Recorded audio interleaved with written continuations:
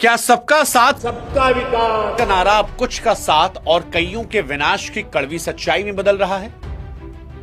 वो नरेंद्र मोदी सरकार जो हर मंच से कह रही थी कि भैया एक रहेंगे तो सेफ रहेंगे।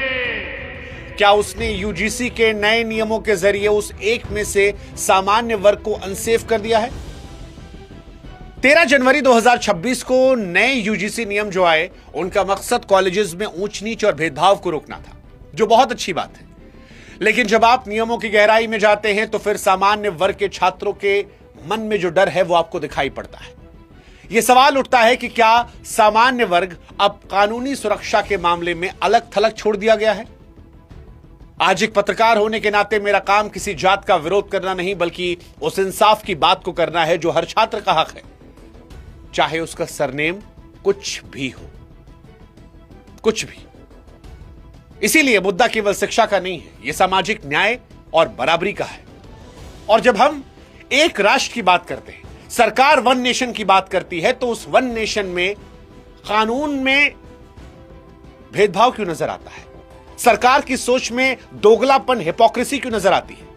क्यों ऐसा होता है कि किसी छात्र की सुरक्षा उसके जाति प्रमाण पत्र से तय की जा रही है? ये आज वो सवाल हैं जो हर छात्र और हर अभिभावक को परेशान करने वाले हैं।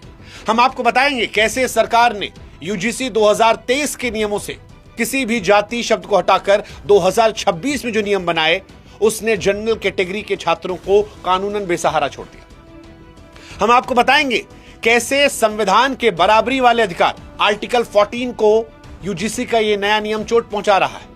हम आपको बताएंगे कि कैसे विष्णु तिवारी जैसे अनेकों उदाहरण हैं जहां पर झूठे केसेस ने मासूम परिवारों को तबाह कर दिया है। साथ ही आज हम ये कड़वा सवाल ही पूछेंगे कि आखिर पुरखों की गलती की सजा आज के बच्चों को क्यों मिल रही है जो सिर्फ पढ़ना चाहते हैं? क्या गरीबी देखकर सुरक्षा नहीं मिलनी चाहिए?